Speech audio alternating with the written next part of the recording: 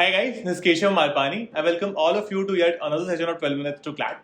Today I'm going to discuss about the NIRF rankings because I've seen a lot of people, I've heard a lot of people relying on these rankings while choosing their college, or you could say aspiring for certain colleges or NIRF में ऊपर आए.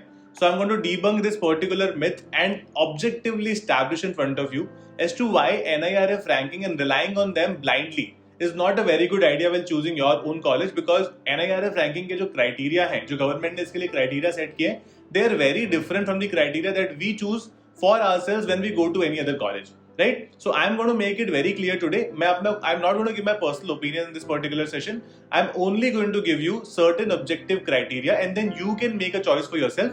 After listening to this video till the very end and after watching it properly, please let me know in the comment box as to what do you think about the NIRF ranking, and should you actually choose these particular colleges, or you could say should you actually rely on these particular rankings while choosing your particular college, right? Before moving to these objective criteria, let's first understand as to what is NIRF ranking and what do they actually mean. So NIRF means National Institutional Ranking Framework. ठीक है, NIRF was started in 2015 by the MHRD Ministry. तब से 8 बार rank आई है from 2015 to 2022, and every year they release these rankings in 11 categories. ठीक है, it includes medical, it includes engineering, architecture, lot of other categories, includes law as well in those 11. Now, in this particular discussion, we are going to restrict our discussion to only the law rankings, only the rankings that have come recently in 22 for the law colleges.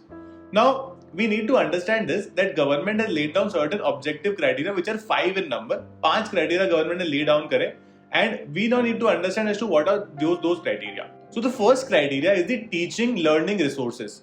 इसका ये मतलब है कि एक particular college में कितने students पढ़ते हैं, कितने PhD स्टूडेंट्स पढ़ते हैं. Second criteria is what is the teacher to student ratio in that particular college, and what are the available financial resources in that particular college. Now, all these three criteria, I'm pretty sure कि when you choose a particular college, you will not think about कि उस college में कितने बच्चे पढ़ते हैं, right? That is not something that we want to know.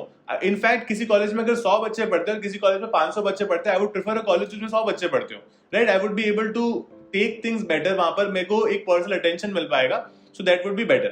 Second point that the NIRF ranking considers is the research and professional practice. Now, what does that mean? It means कि आपकी particular university में, या फिर कह सकते हो आपके particular college में कितने पब्लिकेशंस हुए हैं, and how many IPR do you hold, how many IPR rights do you hold. Now हमें हमेशा पता है कि हमेशा टॉप 5 में एक कॉलेज आता है NIRF में, जब भी आप लॉ की बात करोगे, विच इज IIT खड़गपुर का जो IPR वाला जो विंग है.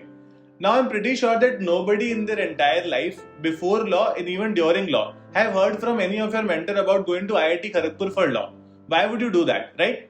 However, since it is IIT Kharagpur, there are obviously more number of people, more resources, more IPR as well, and more publications, because there are large number of people in there. That is why this particular college features every year in the NIRF ranking, which does not make sense in the law category. I understand IIT Kharagpur is a very good college for the engineering category, but definitely not for law. The third criteria that the NIRF ranking talks about is the graduation criteria. Now, what does that mean? First criteria here is the exam metric, कि आपका exam metric क्या रहता है, and second is the number of PhD graduates. Now tell me, those who are looking to get into a college, or those who are aspiring for certain colleges जो NIRF ranking में आए हैं, do you really care कि वहां से PhD graduates कितने निकले हैं? We don't. We clearly don't, right? We don't care कि वहां PhD graduates कितने निकले हैं. We only care कि हमारे जैसे students कितने निकले और उन्होंने क्या क्या किया है, right? We are not going to do PhD there. We are going to do a 5-year law program, or you could say a 3-year law program in certain cases. Now the fourth criteria that the NIRF ranking talks about is the outreach and inclusivity.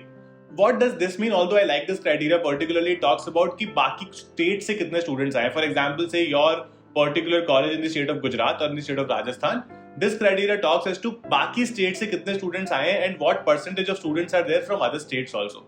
It also talks about as to what is the percentage of women in these particular colleges and what is the percentage of physically challenged students. Although I like this criteria because diversity ज़्यादा होती है, so you get a lot of perspectives.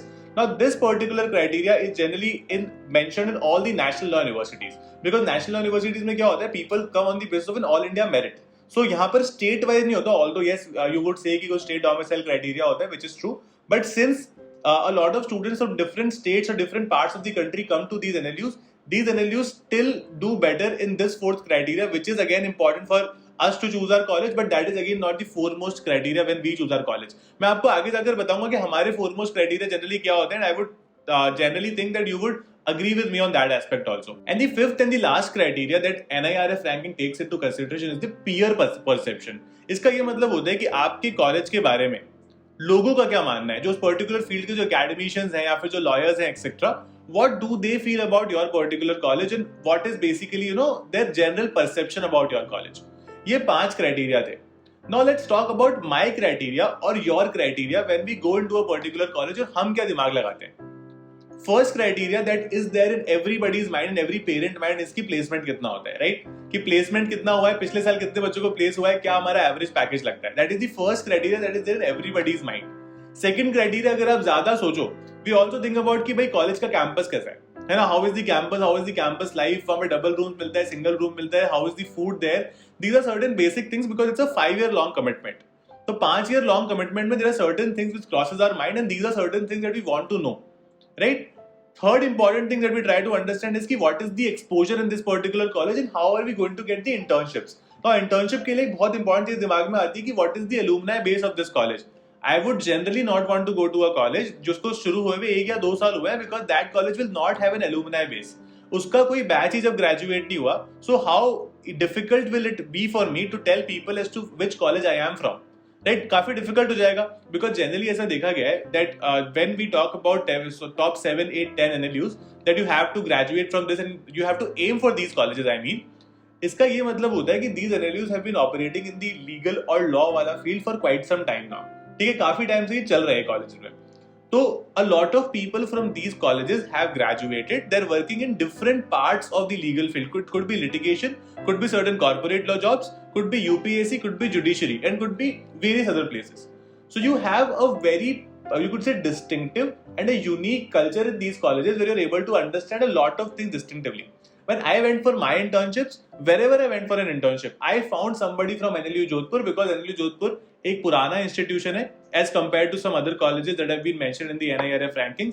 It is very much reputed and there are people everywhere placed. आप कोई भी top law form में चले जाओ, आप कोई भी लिटिगेशन फील्ड में चले जाओ, किसी भी लिटिगेशन सिटी में चले जाओ, किसी भी हाई कोर्ट में चले जाओ, that is what I mean. You will find people from this particular college and that is why it comes under top 5 or top 4 NLUs in the country. So this is the reason and these are the certain points that we keep into mind when we choose our particular college, right? We don't take into consideration कि वहाँ पर PhD candidates कितने होंगे या फिर college के पास पैसा कितना है.